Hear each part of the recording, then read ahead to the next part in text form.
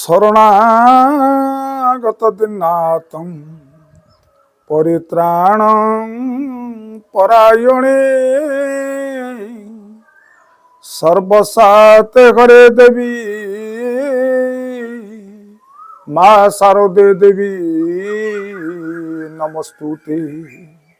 জয় মা শারଳା। ଆଜିକାର ନୀତିବାଣୀରେ ଆପଣମାନଙ୍କ ପାଇଁ ସୁନ୍ଦର କଥାଟିଏ। ଗୋଟିଏ ସହରରେ ଜୁଆଡ଼ିଟିଏ ରହୁଥାଏ। ତାର କାମ ହେଉଛି ଜୁଆ ଖେଳିବା ଏବଂ ଯାହା ଜୁଆ ଖେଳରେ ଜିତିଲା ରାତ୍ରି ହେଇଗଲେ ବେଶ୍ୟାପଡ଼ାକୁ ଯାଏ। ବେଶ୍ୟାପଡ଼ାରେ ସେ ରାତି କଟେଇ ଦିଏ। ଦିନଟା ଜୁଆ ଖେଳରେ ତା ଦିନଟାକୁ ବିତେଇ ଦିଏ। ଦିନକର କଥା, ଜୁଆଡ଼ି ଜୁଆ ଖେଳିବା ଅବସ୍ଥାରେ କିଛି ପଇସା ତାର ଲାଭ ହୋଇଗଲା। ସନ୍ଧ୍ୟା ସମୟରେ ବେଶ୍ୟା ନିକଟକୁ ଯାଉଛି। ବାଟରେ ଦେଖିଲା ଗୋଟିଏ ମଲ୍ଲି ଫୁଲ ହାରଟିଏ ଜଣେ ବିକ୍ରି କରୁଛି।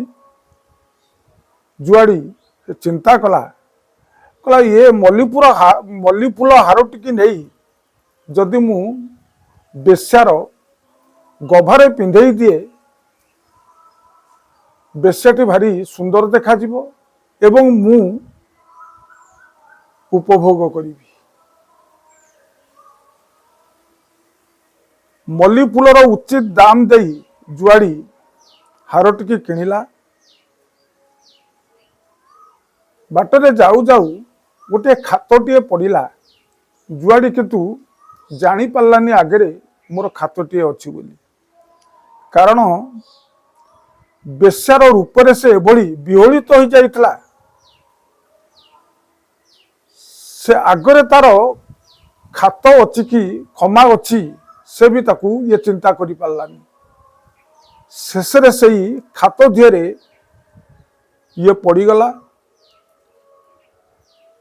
ଜୁଆଡ଼ି ଚିନ୍ତା କଲା, ମୋର ଆଉ ମୃତ୍ୟୁ ଅଳ୍ପ ସମୟ। ଚିନ୍ତା କରୁଛି, ଏତେ ଟଙ୍କା ଦେଇ ଯୋଉ ହାରଟିକି ଖରିଦି କରିଛି, ଏ ହାରଟିକି ବର୍ତ୍ତମାନ ଇଏ କ'ଣ କରିବି। ସେହି ସମୟରେ ତା ମନ ମଧ୍ୟରେ ଉଙ୍କି ମାରିଛି, ଭଗବାନଙ୍କୁ ଏ ହାରଟିକି ଯାଉଛି ସମର୍ପଣ କରିଦେବି। ହାରଟିକି ଧରିଲା, କହିଲା ବିଷ୍ଣୁମ୍ ସମର୍ପୟାମି କହିକି ହାରଟିକି ଭଗବାନଙ୍କ ଉଦ୍ଦେଶ୍ୟରେ ଫିଙ୍ଗିଦେଲା। ଜୁଆଡ଼ି ସେଇ ଖାତ ଦିହରେ ଇଏ ମରିଗଲା। ଯମପୁରରେ ତାର ଯେତେବେଳେ ବିଚାର ହୁଏ, ଯମରାଜା କହିଲେ, ହେ ଚିତ୍ରଗୁପ୍ତ, ୟାର ପାଞ୍ଜି ଦେଖି କୁହ, ଇଏ ପାପ କେତେ, ଇଏ ପୁଣ୍ୟ କେତେ। ଚିତ୍ରଗୁପ୍ତ ପାଞ୍ଜି ଦେଖିକିନା କହିଲେ, ହେ ରାଜନ, ଇଏ ଜୀବନ ସାରା ଜୁଆ ଖେଳି ଖେଳି ଦିନ ବିତେଇ ଦେଇଛି ଏବଂ ବେଶ୍ୟା ସଙ୍ଗ ଲାଭ କରି ଏ ଅନେକ ପାପ କରିଛି। ଯମରାଜା କହିଲେ, ହଁ ସେ ସବୁ ପାପ କରିଛି, କିଛିଟା ତ ପୁଣ୍ୟ କରିଥିବ। ଚିତ୍ରଗୁପ୍ତ କହିଲା, ହେ ରାଜନ, ଗୋଟିଏ ପୁଣ୍ୟ କରିଛି। ସେ ମୃତ୍ୟୁ ସମୟ ବେଳେ ଗୋଟିଏ ଫୁଲ ହାର ଭଗବାନ ବିଷ୍ଣୁକୁ ସମର୍ପଣ ହେବା କରିଛି।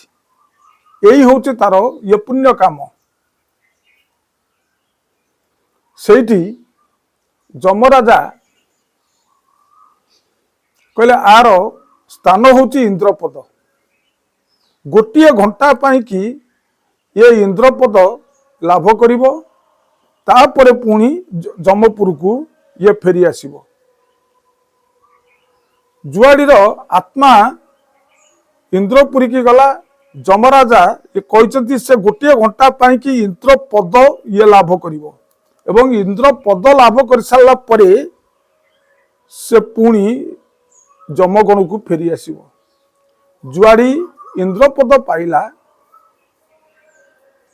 ଗୋଟିଏ ଘଣ୍ଟା ପାଇଁ ଯୁଆଡି ଏ ରାଜା ହେଇଗଲା। ସେଇଠି ଇଏ ଚିନ୍ତା କଲା, କଣ କରିବି, କିଭଳି ଭାବରେ ଏ ଜୀବନରେ ଆଉ ଟିକେ ଇଏ ମୁକ୍ତି ପାଇବି। କହିଲେ ଗୋଟିଏ ଫୁଲ ହାର ଦେଇକି ଯଦି ଭଗବାନଙ୍କୁ ମୁଁ ଇନ୍ଦ୍ରପଦ ପାଇପାରିଲି, ତାହେଲେ ଗୋଟିଏ ଘଣ୍ଟା ଇନ୍ଦ୍ରପଦ ପାଇସାରିବା ପରେ ପୁଣି ସେହି ଯମପୁରକୁ ମୁଁ ଇଏ ଫେରିଯିବି। କହିଲେ ନା, ଗୋଟିଏ ସାଧୁକୁ ଡାକି ସେ ଇନ୍ଦ୍ରପଦକୁ ଇଏ ଦେଇଦେଲା। କହିଲା ଇନ୍ଦ୍ରପଦ ଆଜିଠୁ ତମର। ଆଉ ଜଣେ ସାଧୁକୁ ଡାକି ଐରାବତ ହସ୍ତିକି ଇଏ ଦାନ ଦେଇଦେଲା। ଆଉ ଗୋଟିଏ ସାଧୁକୁ ଡାକି ନନ୍ଦନ କାନନ ଇଏ ଦାନ ବି ଦେଇଦେଲା। ଏଇଭଳି ପ୍ରତି ଯାହା ଥିଲା ସବୁ ଯୁଆଡି ହାତରେ ସବୁ ଆଜି ସାଧୁମାନଙ୍କୁ ଇଏ ଦାନ କଲା। ଗୋଟିଏ ଘଣ୍ଟା ପରେ ପୁଣି ଫେରି ଆସିଲା ଯମପୁରକୁ ଏବଂ ଯମପୁରରେ ଯମରାଜା କହିଲେ, ହେ ଚିତ୍ରଗୁପ୍ତ, ଇଏ ଗୋଟିଏ ଘଣ୍ଟା ଭିତରେ ଇଏ ପାପ କରିଛି ପୁଣ୍ୟ କରିଛି ଆର କୁହ। ଚିତ୍ରଗୁପ୍ତ ସେଇଠି କହିଲା, ରାଜନ, ଇଏ ଗୋଟିଏ ଘଣ୍ଟା ଭିତରେ ଇନ୍ଦ୍ରପଦ ସାଧୁଙ୍କୁ ଦେଇଦେଇଛି, ଐରାବତ ହସ୍ତି ଏ ସାଧୁକୁ ଦେଇଦେଲା ଏବଂ ନନ୍ଦନ କାନନୀ ବି ଏ ସାଧୁକୁ ଦେଇଦେଇଛି। ଯମରାଜା କହିଲେ ଯଦି ଏତେ ଦାନ କରିଛି ଗୋଟିଏ ଘଣ୍ଟା ଭିତରେ, ତାହେଲେ ତାକୁ ବର୍ତ୍ତମାନ ଭଗବାନ ବିଷ୍ଣୁଙ୍କୁ ଆମେ ହେବା ଡକେଇବା, ଯାହା ସିଏ ବିଚାର କରିବେ ଆମେ ସେଥିରେ ରାଜି ହେଇଯିବା। ଭଗବାନ ବିଷ୍ଣୁ ଆସିଲେ, କହିଲେ ହେ ଯମରାଜା, ଇଏ ଯେହେତୁ ଇନ୍ଦ୍ର ପଦ ଦାନ ଦେଇଛି, ଐରାବତ ହସ୍ତି ଦାନ ଦେଲା, ନନ୍ଦନ କାନନ ଇଏ ଦାନ ଦେଲା, ତେଣୁ ଇଏ ଆର ଜନ୍ମରେ ଗୋଟିଏ ଦାନୀ ହେଇକି ଜନ୍ମ ଲାଭ କରିବ। ସେ ଥିଲା ବଳି ରାଜା। ଆଜିକାର ନୀତିବାଣୀରୁ ଆମେ ଏହି ଶିକ୍ଷା ଲାଭ କରିବା, ଦେବୁ ଦିଆଇବୁ ଦାନ ହିଁ କରିବୁ, ମରଣ ପଥକୁ ଚାହିଁ ମରଣର ପଥ ବରସେ ମୁକତି ଲଭିବୁ ତୁଇ। ତେଣୁ ଯଦି ଦାନ ଧର୍ମ କରିବେ ଆଜ୍ଞା ଭଗବାନଙ୍କ ଉଦ୍ଦେଶ୍ୟରେ ଦାନ ଧର୍ମ କରନ୍ତୁ, ଯଜ୍ଞକୁ ଦାନ ଧର୍ମ କରନ୍ତୁ, ସାଧୁସନ୍ଥ ମାନଙ୍କୁ ଦାନ ଧର୍ମ କରନ୍ତୁ, ବ୍ରାହ୍ମଣ ମାନଙ୍କୁ ଦାନ ଧର୍ମ କରନ୍ତୁ, ଯାହାକି ମୃତ୍ୟୁ ସମୟ ବେଳେ ଆପଣଙ୍କୁ ଏହି ଦାନ ହିଁ ଦିନେ ସହାୟ ହେବ। ଯଦି ମୋର ନୀତିବାଣୀ ଆପଣମାନଙ୍କୁ ଭଲ ଲାଗିଥିବ, ଆପଣମାନେ ଗୋଟେ ଲାଇକ୍ କରି ସବସ୍କ୍ରାଇବ୍ କରିଦିଅନ୍ତୁ ଏବଂ ଅନ୍ୟମାନଙ୍କୁ ସେୟାର କରନ୍ତୁ। ଏ ସମାଜର ଇଏ ମଙ୍ଗଳ ହେବ। ଆଜିକାର ଅନୁଚିନ୍ତା ଘରେ ଭଗ୍ନ ମୂର୍ତ୍ତି କେତେବେଳେ ଇଏ ରଖିବେନି, ଅଶୁଭ ସୂଚକ। ଘରେ କେତେବେଳେ ଭଗ୍ନ ମୂର୍ତ୍ତି ରଖିବେନି, ଏ ହେଉଛି ଅଶୁଭ ସୂଚକ। ଏତିକି କହି ମୋର ନୀତିବାଣୀ ଅନୁଚିନ୍ତାକୁ ଇଏ ଶେଷ କରୁଛି। ପ୍ରଣାମ, ଜୟ ଜଗନ୍ନାଥ।